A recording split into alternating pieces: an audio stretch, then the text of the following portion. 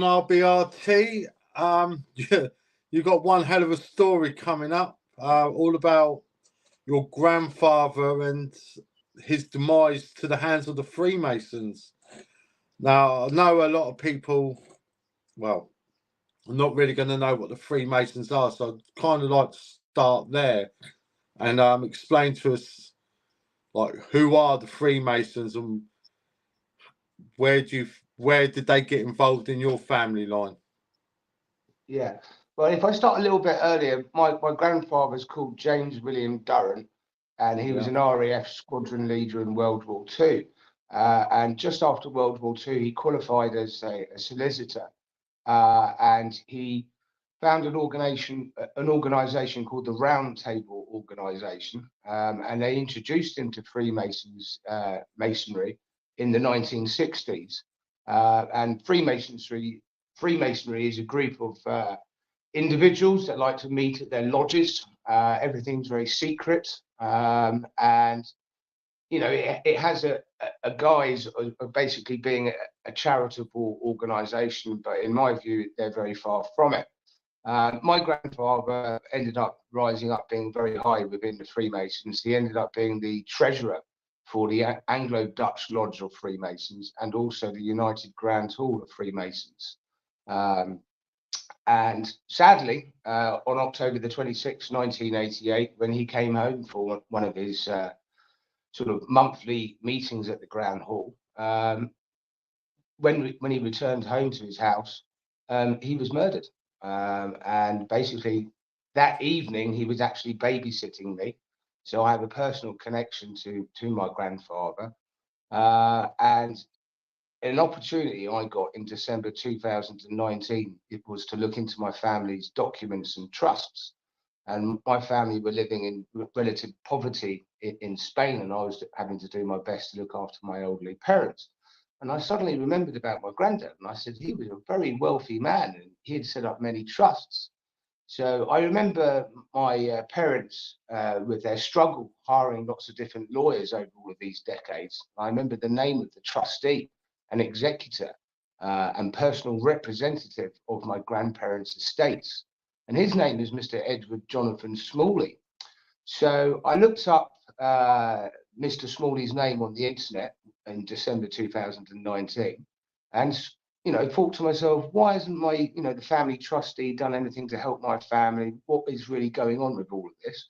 And I saw immediately a theft of £5.5 million had occurred from his law firm called Stuart Smalley and Co. So I did a bit more research and found out that his law firm had actually, in what I say, is retired and merged with another law firm called Bridson Horshaw. Even though the lawyers in the Isle of Man state that I'm wrong with that, but I draw an adverse influence that all of the ex-staff has gone to this other law firm. So anyway, I contacted the law firm Bridson Horshaw and stated who I was and that my parents needed help as we were living in Spain in poverty, and explained that I've seen this theft of 5.5 million quid from the law firm, and that we want accounts and we want to know what's happening with our family trusts. And basically, I used to be a debt collector, and I could just immediately tell Andy that these people are lying, and what I would say is they've been at it. So I didn't like their responses or the fake accounts that they sent me. And I didn't know anything about the industry at this point of view, or nothing. I jumped on the plane on my own from southern Spain in the Costa del Sol to the Isle of Man, where I tried to have a meeting with the law firm who's represented the retired trustee, Mr. Edward Smalley. No one met me on the island. They reported me to the police, and I went to Mr. Smalley's house and left a note, and didn't meet anyone or even see anyone, Andy. But then the law firm sent me an injunction saying that if I go near the Isle of Man again, that they'll meet us if I promise not to go back to the Isle of Man. So I refused to sign that, and then COVID happened. So when I was on the Isle of Man, I managed to hire a lawyer, and I interviewed many different lawyers because I knew what I allege is the racket that's happening there, which I will be able to prove very easily soon. And so we hired the first lawyer, And he wrote letters to Mr. Smalley asking for accounts and wondering what has gone on over all of these decades, and to explain what the complicated matter has been. So the audience and yourself know, Andy, what Mr. Smalley's job was after my grandfather's murder, my grandmother was trustee and executor of my grandfather. Yeah? So she lived in the Isle of Man for tax reasons because she was a trustee. And then she met Mr. Smalley. Mr. Smalley gets my grandmother to sign a will, and then this is another story. She passes away, has a stroke 6 days after signing the will. But really, you'd have to do another video just on the will and what's been going on there. How did your grandfather pass away? How Yeah, did your well, he grandfather was. pass? Yeah, so he returned home from the Grand Hall of Freemasons on October the 26th, 1988. He would normally ring in to my family home, and my grandmother would always come and stay with us when he went to Freemasons meetings. So he never called in, and so my parents or my grandmother and my dad went to the premises at 11:30, 12 o'clock at night because no phone call would come in. And then on the second floor of the property, he'd been bludgeoned to death. And basically, then my dad's just called the police. My dad says the safe was open the night he was murdered. So it was blatantly it was blatantly murder. Like, there's no getting away from it. Yeah. I've got the death certificate here. The death certificate's forged as well, for example. My granddad was born on the 21st of November, 1913 in Tottenham. And it says Dalston, and it says 1914 on his death certificate. It doesn't say that he was stabbed, and he was certainly stabbed. So again, that's just another issue. So he was brutally. What it says on his death certificate is a laceration to the head, so it's like a crushed skull, and something else as well. But again, it's not saying he was stabbed. But that is another issue, because on the Daily Mail paper on June the 24th, 1991. They said that my grandfather's murder was linked to two other murders, Anna Shaughnessy and Deborah Lindsay. But that's another story, because sadly, my grandfather's murder connects to many more. So I'm sort of explaining then where Mr. Smalley's job was. His job was, after my grandmother had a stroke, he took control of everything and power. So as a trustee and executor, his job was to collect in my grandfather's worldwide assets from all around different offshore islands. Now, what Mr. Smalley did instead, he failed to ever get a payment from the other offshore island. I won't mention the name of it at the moment, but he failed to ever get a payment from the other offshore island or any set of accounts. I managed to get my family their first payment in 2022. Now, the trust started in 1978, allegedly. And what our problem is, guess who it named as the beneficiaries in this unsigned trust deed, which this very big company relies on to get all their power after my grandfather's murder? It names the Freemasons as the beneficiaries, okay? And it lacks my grandfather's signature, okay? And what this links to, so your audience knows, it's quite worrying what I've had to go through and quite stressful. It links to the world's biggest criminal syndicate, who conspire to murder people and steal their bank identity in offshore islands. And that's exactly what happened to my grandfather. You can see there's been a media blackout on it since 2012 in our own country, Andy. So because it's financial crime, they cover everything up. So please look at the Carroll Foundation Trust, or I can give you some links and you can put it all up. And there's currently $5 billion seized with Christopher Wray at the FBI headquarters in Washington, and Scotland Yard here with Sir Mark Rowley and previously Cressida Dick. Now, I did a subject of freedom of information request to the Metropolitan Police to say if it links to my grandfather, the world's biggest criminal syndicate. They wrote back to me a 32-page report, but the gist of it was, we cannot confirm or deny that it links to the Carroll Foundation Trust. So obviously, if you asked if your grandfather linked to that gang, you would expect a letter saying certainly not, go away. And instead I got that response. But I mean, so Mr. Smalley's job, he was up against having to fight these other individuals in this other offshore island to try and get the money back. And he never did. And what I can prove now is the other individuals in the offshore island are an imposter trustee, and actually my mother and a Dutch gentleman are the true trustee of this trust that has caused all of these problems over all of these decades. I could now talk about what happened in Spain. So after I started communicating with the lawyers in the Isle of Man, and we had the first lawyer we hired in the Isle of Man, he extended Mr. Smalley's deadline to produce accounts 4 times. And eventually then I started reading all of the documents. I then eventually started reading all of the documents, and a good friend's uncle, a guy called Saranjak, who's quite intelligent, started reading them with me and explained about different things and, you know, different frauds. And I contacted the first lawyer in the Isle of Man, and I said, look, you know, it's been 9 months, you've done nothing really, you know, politely. Can you speak to my friend's uncle? You know, he's kindly read all of these files, which we couldn't ask the lawyer to read because it would charge us hundreds of thousands of pounds, wouldn't they? These, you know, these lawyers are expensive and they don't exactly do what they're told, Andy, you know. So you know, I was reading them all, and I was only just, you know, getting my head around it now. I consider myself pretty much near an expert on their crimes now, yeah. But in you know, 3-4 years ago, I was a complete novice and had no understanding of the financial world and what an option is and how they can defraud everyone, yeah. So, you know, this guy then, this first lawyer in the Isle of Man, refused to speak to my friend's uncle. So I convinced my parents to sack him. So we sacked him, found another law firm that promised that they would have Mr. Smalley in front of a judge within 3 months. That never happened. It took 2 years, and I had to go to the Isle of Man, get listed as an interested party, and we sacked them.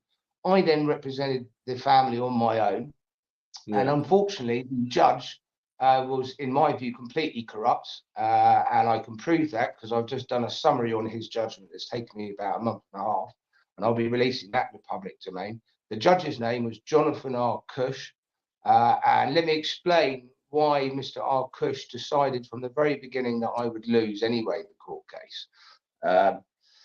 But before I explain that, the ending of that court case in the Isle of Man, now the result of trying to remove Mr. Smalley as a trustee for failure to ever do his job or distribute the family's inheritance, resulted in a £566,000 legal bill for myself, plus that, and some other legal bills. So all of my family's inheritance that we were trying to get has now been stolen by the pack of lawyers who I state are part of the world's biggest criminal syndicate that conspire to murder people and steal their bank identity and bank assets in offshore islands.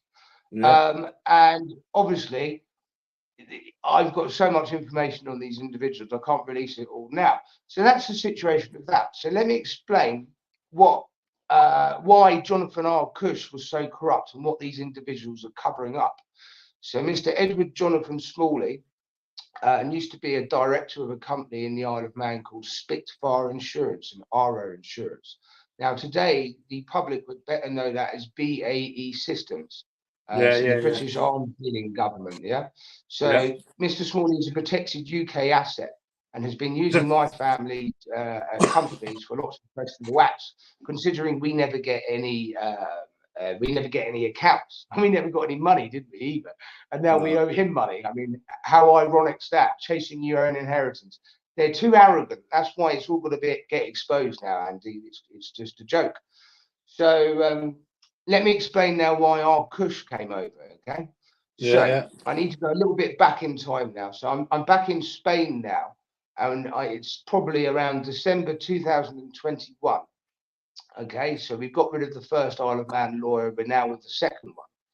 And I read a Guardian newspaper one day, and it was written by a journalist called James Doard, and it mentioned the trust service provider in this other offshore island, okay, and how they're involved with mafia and drug cartels and South American drug cartels, and used to launder money for Pablo Escobar's pilots, okay. I thought to myself, what on earth have I got myself involved with? So I contacted the journalist, I know, mad, isn't it? So I contacted the journalist, James Doard from the Guardian, And I said to him, that Pacific Trust Service provider mentioned in the newspaper is mine as well. I explained that my granddad had been murdered and sent him the YouTube clip, which I think you've seen, Andy, haven't you? Yeah, I've got that. Yeah. Yeah.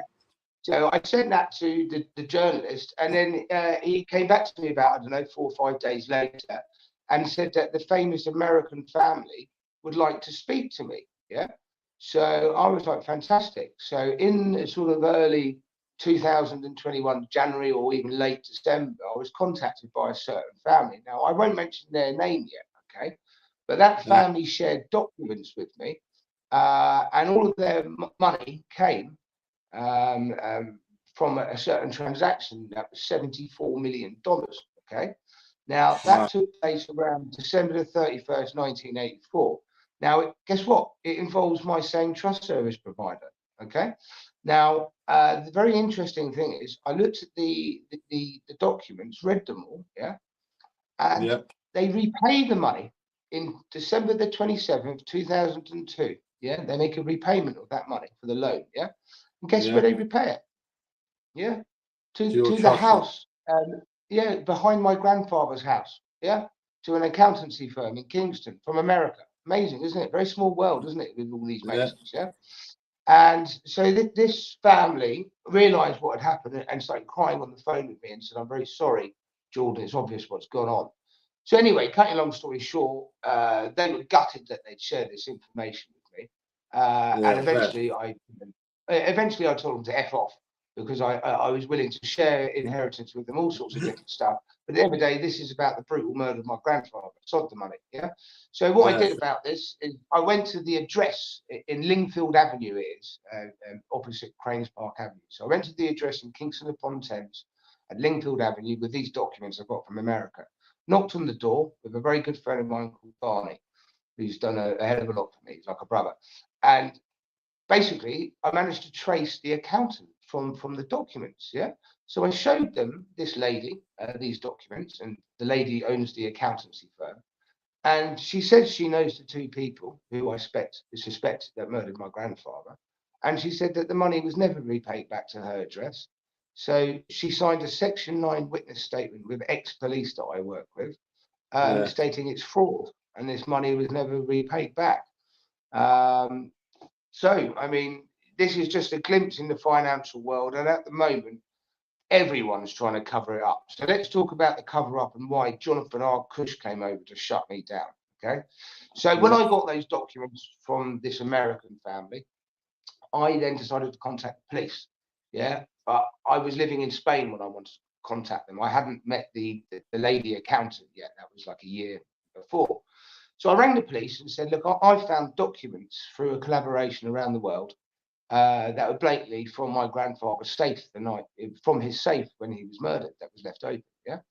So I rang the police and they threatened to arrest me for over 4.5 months. And they said the murder didn't exist, Andy. Yeah. So that's why I've sent you that screenshot that you can perhaps put up. Where back in April, I think 2000. Yeah, back in April 2021.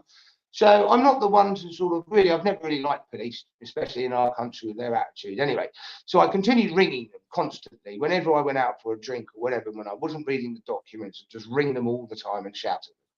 So this went on for months and then kept threatening me, and I kept giving them my address in Spain and said, well, come and nick me. Yeah. So eventually one of these police officers came on the phone and said, Jordan, how do we get you to stop calling us? And I said, all right, well, you know, investigate the murder, basically. And he said, well, there isn't a murder. Yeah. So I said, do you have YouTube, yeah, on your telephone? And he says, well, we can't actually use YouTube in the office, but to stop you calling, I will use it on my phone. Yeah. So he got out his phone and looked up Durrant Murder Solicitor Services. Yeah. And then he apologized to me. And he said, I'm so sorry, Jordan. I can't believe there's some sort of problem. I don't know what it is. I'm going to put you straight through to the Historical Murder Squad in Jubilee House in Putney. So I then got an email, I think the next day, from Lindsay Barnes. Sorry. So do you think that your grandfather's murder was just taken off their system, or? Yeah, definitely. Yeah, it's covered up. Yeah, completely covered up. That's why I've got that's why I've got a YouTube channel called London's Unlisted Murder, Andy. So it's back up one at the police. Yeah, so you can look at my YouTube channel and you'll see what I've said in the progression of where I am today. It's like a, you know, it's like a diary of events. Yeah, so where was I then? They put me through to the historical murder squad, where Susan Stansfield, who you often see on the TV to do with historical murders, and Lindsay Barnes emailed me. And the first thing they say in their email is, with the limited information on your, but the first thing they say is this: we are the historical murder squad and we're in charge of all murders in London. Yeah. And then they say, with the limited information you've given us, we cannot find your grandfather's murder. Was it solved or unsolved? Yeah. Crazy. Yeah. Then the next email they sent me, yeah, that backs up what I've just told you and your audience. They said to me, we can't access the YouTube clip. Yeah. So you've just got to ask yourself, why on earth am I talking about a YouTube clip with the historical murder squad? Yeah.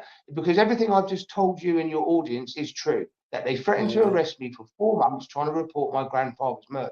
Now, the reason it's being covered up is links, sadly, to the Iran-Contra war. Yeah. So that's, you know, there's so much to discuss, Andy. You know, I would ask your audience to look at an old program called Dirty Money that was aired on January the 11th, 1988, and it's the old World in Action programs. Go and watch that. And the two people that signed my grandfather's trust deeds in there, and the trust service providing company, who are fund managers, by the way, you know, they're not trustees, right? So there's a lot of criminality. You know, I've got a book here called The Mafia, the CIA, and George Bush, yeah, and I've got 30 people in my documents in that book. Yeah, crazy. I mean, it's not right. So it's complete cover up. So then what happened with the Metropolitan Police? Sorry, go on, Andy.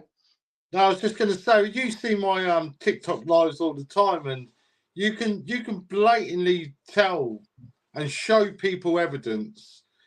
But they go with their own agenda. Like it's like these blinkers are on, and they will not see the facts that are in their face. And it gets very frustrating, like day in, day out, trying to wake people and up. It's also like how frustrating with the inaction of the police, the Serious Fraud Office, the National Crime Agency. None of them done anything to help. You know, people's identity have all been stolen. My mum's the trustee, the other trustee's a Dutchman. So I was just going to explain other things that I'd done. So, like, I continued with the police and all the regulators in the Isle of Man and other offshore islands, collected all of their information, rang them for loads of times. For example, the Isle of Man police opened the case of a simple fraud where a convicted fraudster dissolves my family's company. 16, 17 times. Now, his name is Mr. Richard Allen Costain. So that's how the whole case started when I saw the theft of 5.5 million quid from the law firm. And the person who did that was Richard Allen Costain. He was in the BBC News. You can just look up his name on the internet. Now, he dissolves one of my family's companies called Bookham that we never got any accounts for or any payment from. Now, Bookham was to do with land, to do where today the Orchard Shopping Centre in Didcot sits. Yeah. So we had the planning permission, all sorts of stuff. You can see how much assets they've all stolen from my family and why my granddad was murdered. You know, it was a financially motivated murder. So the police officer at the time was called Inspector Butcher. And all of the police that investigated my granddad's murder were all Freemasons. And Inspector Butcher stated it was a financially motivated murder, and he wanted to follow the money. Now, I've told you about the $74 million and everything else. Well, everyone's not got the correct legal status. I've identified 3 active trusts, one from 68, 69, and 1975, that were all active after my grandfather's murder, and I found them all. But even better, I found the trustee, who's a gentleman called Mr. Eri van der Vaart. So I went to Holland because I've been traveling all around the world, you know, because I'm very upset with these people. So I went to Holland and found someone that knew my granddad from the Anglo-Dutch Lodge of Freemasons from the 1975. Okay. And I found him through Interpol, an ex-murder squad Interpol Dutch detective helped me trace Mr. Vaart. So I flew out to Holland, met him in a hotel, had lunch with him, told him that my granddad had been murdered. Now, all of the lawyers and people have been lying to Mr. Bart over all of these years. I had to tell him that Grandad had been murdered. No one else told him. And that was in January 2023. Now, unfortunately for all of these criminals, Andy, Mr. Vart's an absolute gentleman, and he kept all of the correspondence. So all of their lies, talking about the date of the trust and all of these things, are recorded. He has a bank account running in his name in Jersey. And to begin with, that was legal and lawful because Mr. Vart was asked to be trustee by my grandfather. And then my grandfather asked Mr. Vart to sign the power of attorney. So Grandad opens a bank account in Mr. Vart's name. Yeah. But when Grandad gets murdered, no one can use that bank account, without Mr. Vart's permission. Yeah, because only James William Durrant, my granddad, had power of attorney over it. So you can see the clues to the murder, because now Mr. Vart isn't called a trustee. They've changed his legal status. They call him the appointer of the trust. Yeah. So Mr. Vart has the power to remove and replace new trustees, but he is the trustee. So everyone's stolen each other's, legal status. On top of this, the deed that everyone relies on, that named the Freemasons as the beneficiaries, was aborted by my granddad in correspondence. The executor, Mr. Smalley, who in my view is completely at it with the other offshore island, states that my granddad didn't go ahead with the deed. It was aborted, yeah? So that's why my granddad didn't sign the deed. But the two people that did sign the deed, the two people that did sign the deed used to work for Pablo Escobar, Barry Seal, and Jack DeVoe. You can look their names up on the internet. The pilots. I think everyone knows Pablo Escobar is, man. If you don't know who Pablo Escobar is, I know, mate. you've been hiding under a rock. Yeah. And then obviously, there's so much more to this. Robert Maxwell's trust service provider is the same one as mine. Yeah. So what happened to Robert Maxwell? He slip off his boat and lose all his money at the same time. Poor old granddad gets whacked. His safe's open, which now the police say the safe was shut the night he was murdered. And I've got loads of emails from the police telling me that his safe was open, and now they say it's shut. And I said, well, tell me when you told me it was shut.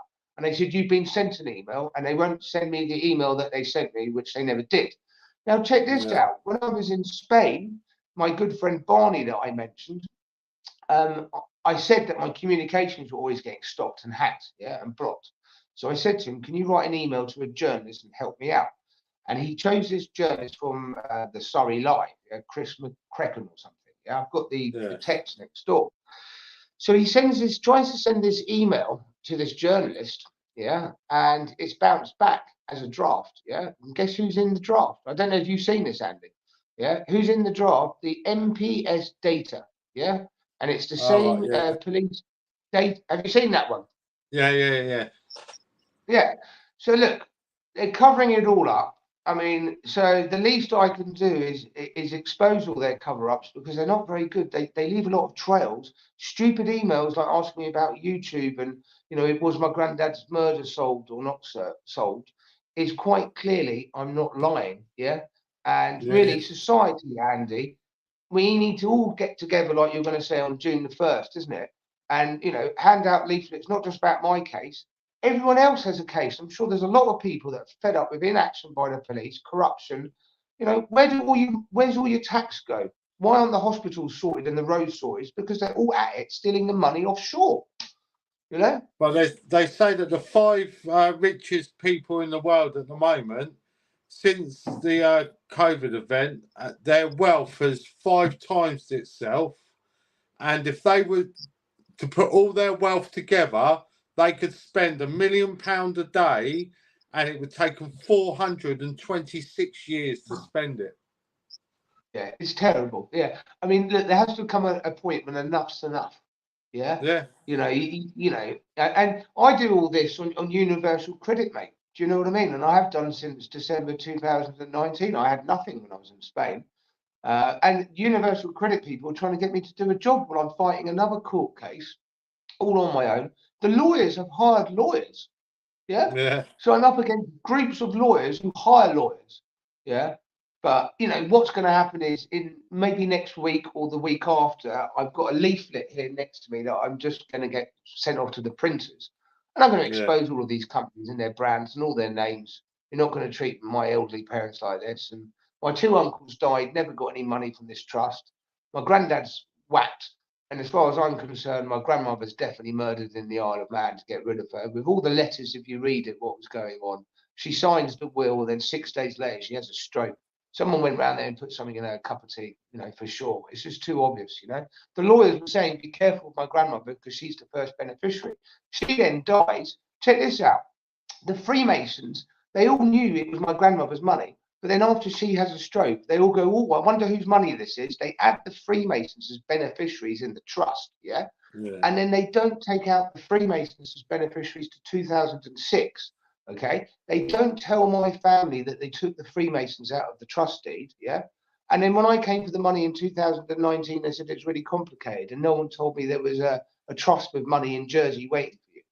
All right, now check this out. Right, this is how deep it is. It really is Masons behind it. I've got calls here behind me that I can show your audience to because I've recorded everyone, Andy. I've been recording the police, the government, everyone. So I've got calls with the Freemasons. So check this out. Mr. Smalling in the Isle of Man courts in it's called the Delphi Trust case, yeah, and it's either 2014 or 13. I think it's 14. He goes to court and he asks for secrecy. And he says it's to do with a Jersey deed, yeah? And there is a huge charity that has been mentioned in the deed that doesn't want the public to know that the settler left all of his money to their charity, yeah? What do you think that is? It's Mr. Smalley, my Jersey deed, and the Freemasons charities, yeah? Mental, yeah? So that they're at it. Now, Mr. Smalley used to write to my family years ago, and he used to state things like this. Why do you think you're the beneficiary of these Jersey trusts? For starters, there's only supposed to be one trust in Jersey, yeah? Now, if you go forward in time, when DC Webster, David Webster from the Isle of Jersey Police, emails me, or DI Webster emails me, and says that your granddad set up 2 trusts in Jersey using complicated dummy settlers, yeah? So that's 2 trusts. So, you know, we're not thick here. Then the lawyers who represent the criminals in the other offshore island, the imposter trustee who are fund managers, yeah, they write historically over all of the decades, and in the title of their reference is the Jersey Trusts, yeah. My dad's old lawyers used to write. Now, the problem for them is I found all those Jersey trusts, yeah, and I've got all the assets are listed in it. So I'm sorry, those trusts didn't mention the Freemasons as beneficiaries. They had all our family names in it. Yeah. So you can see what's going on here. You know, Granddad got whacked, and all of his property companies. Look, all of his money disappears. Yeah. Right. But the tenants to all the properties that we owned, they didn't stop paying rent over all of these decades, did they, Andy? No, you know? That's it. Yeah, exactly. So, you know, when he gets murdered, like, you know, one of his companies, yeah, like Bookham, for example, or Manor Estates, didn't just blow up and die with him, did it? No, all his ground didn't just, all his assets, wealth, like you say, doesn't just go up in smoke when you pass away. No, but, and mate, there's so much more to the story. I mean, I think if I tell you any more, or the audience, I think people's heads going to blow up, or they're going to think I'm mad. But remember, I've got the document.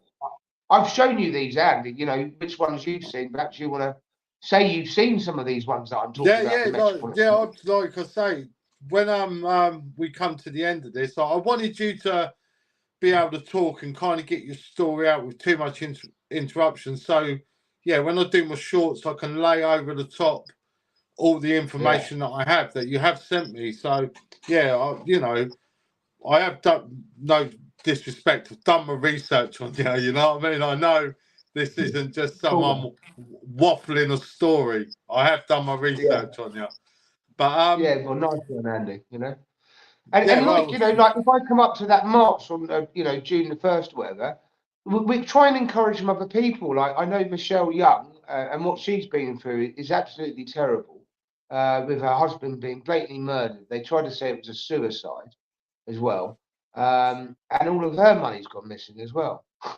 And it's all the Well, same group of individuals, you know, sadly involved. well, we see what they do to our own. You know, look what they've done to Katie Hopkins, Nigel Farage, Tommy Yeah, Robinson, Russell Brand. yeah, But yeah, there's no limits to what they do just to keep their power.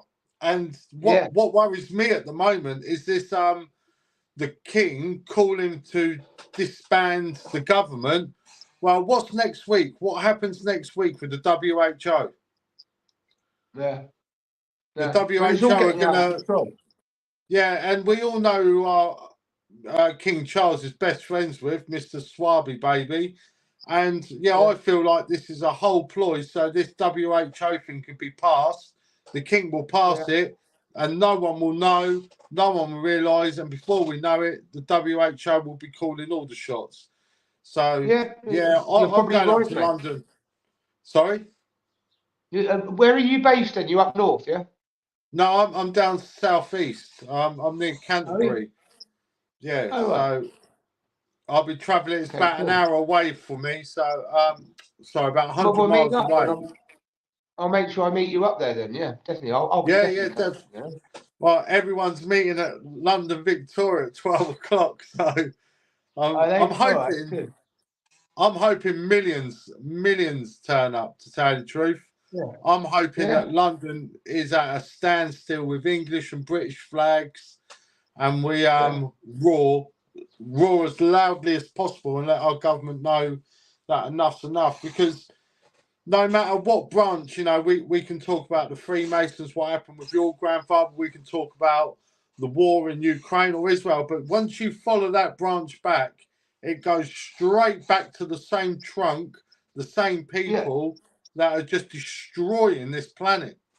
yeah. But all you've got to do is to say that statement so everyone understands it. It's follow the money. Yeah, Yeah, follow the exactly. money. Yeah, Yeah.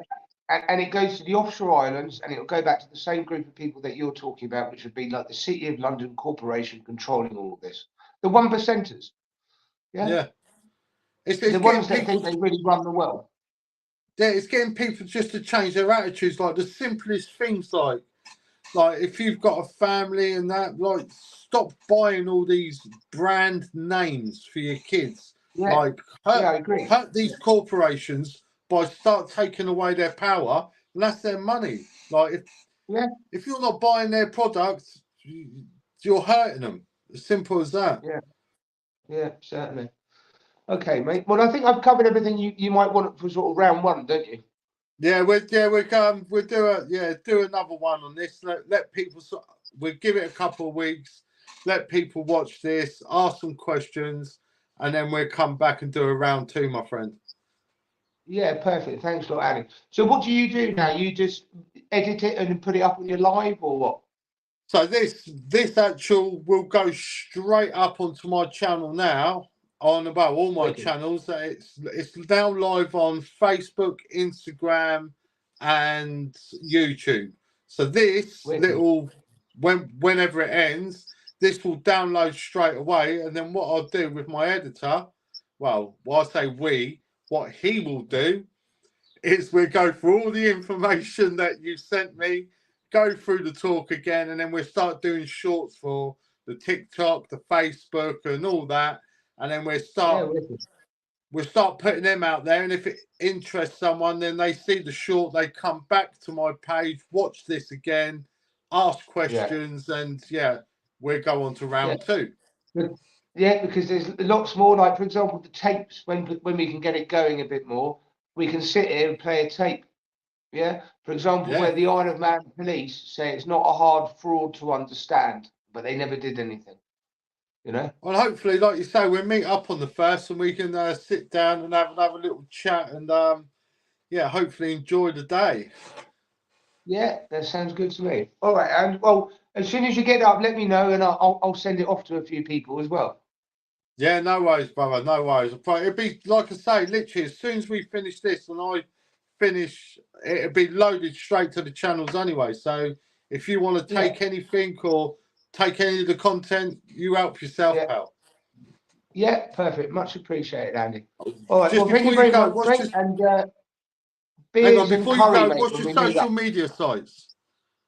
I've got YouTube, London's Unlisted Murder.